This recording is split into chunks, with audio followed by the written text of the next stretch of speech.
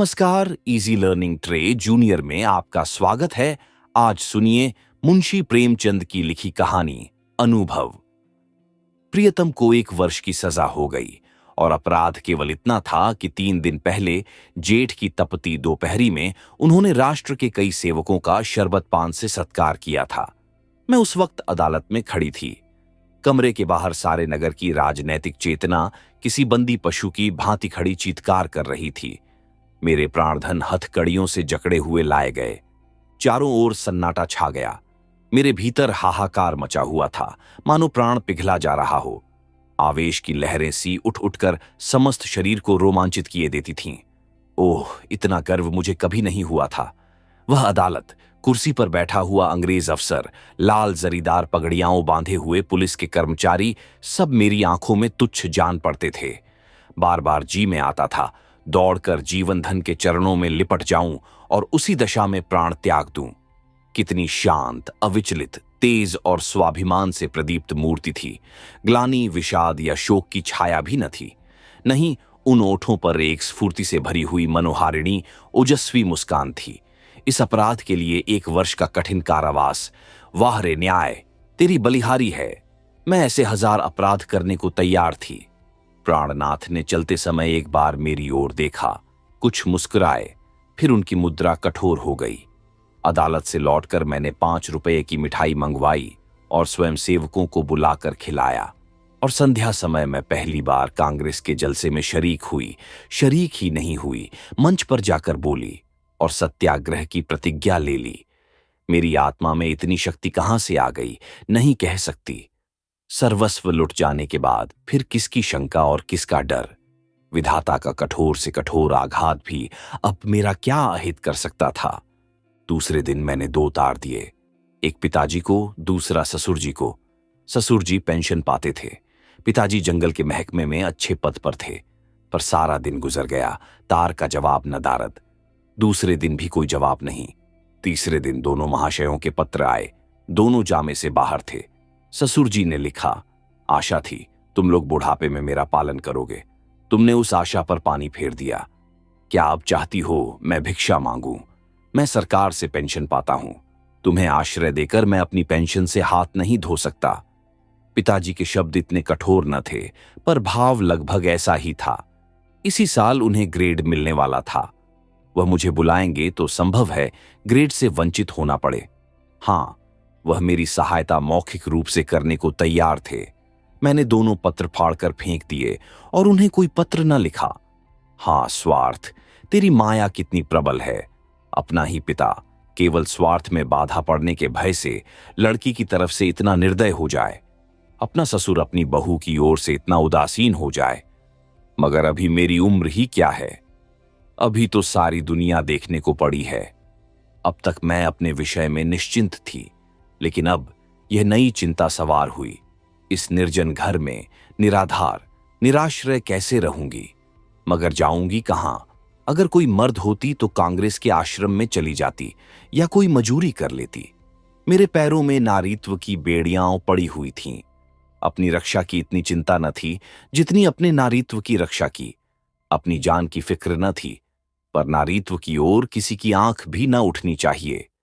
किसी की आहट पाकर मैंने नीचे देखा। 2 आदमी खड़े थे। जी में आया, पूछूं तुम कौन हो, यहां क्यों खड़े हो?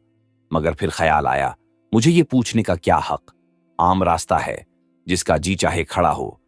पर मुझे खटका हो गया। उस शंका को किसी तरह दिल से न निकाल सकती थी। वह एक चिंगारी की भांति हृदय के अंदर समा गई थी। गर्मी से देह फूंकी जाती थी। पर मैंने कमरे का द्वार भीतर से बंद कर लिया। घर में एक बड़ा सा चाकू था, उसे निकालकर सिरहाने रख लिया। वह शंका सामने बैठी घूरती हुई मालूम होती थी। किसी ने पुकारा, मेरे रोए खड़े हो गए। मैंने द्वार से कान लगाया। कोई मेरी कुंडी खटखटा रहा था। कलेजा धक धक करने लगा। वही दोनों बदमाश होंगे। क्यों कुंडी खटखटा रहे हैं? मुझसे क्या काम है? मुझे झुंझलाहट आ गई। मैंने द्वार खोला और छज्जे पर खड़ी होकर जोर से बोली, कौन कुंडी खड़खड़ा रहा है? आवाज सुनकर मेरी शंका शांत हो गई। कितना ढाढ़स हो गया। यह बाबू ज्ञानचंद थे। मेरे पति के मित्रों में इनसे ज्यादा सज्जन दूसरा नहीं है। मैंने नीचे जाकर द्वार खोल दिया। देखा तो एक स्त्री भी थी। वह मिसेज ज्ञानचंद थीं। ये मुझसे बड़ी थीं। पहले पहल मेरे घर आई थीं।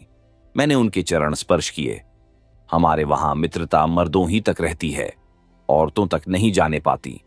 दोनों जने ऊपर आए। ज्ञान बाबू एक स्कूल में मास्टर हैं, बड़े ही उदार, विद्वान, निष्कपट। पर आज मुझे मालूम हुआ कि उनकी पथ प्रदर्शिका उनकी स्त्री है। वह दोहरे बदन की प्रतिभाशाली महिला थीं। चेहरे पर ऐसा रोब था मानो कोई रानी हो, सिर से पांव तक गहनों से लदी हुई। मुख सुंदर न होने पर भी आकर्षक था। शायद मैं उन्हें कहीं और देखती तो मुंह फेर लेती। गर्व की सजीव प्रतिमा थीं। वह बाहर जितनी कठोर, भीतर उतनी ही दयालु। घर कोई पत्र लिखा, यह प्रश्न उन्होंने कुछ हिचकते हुए किया।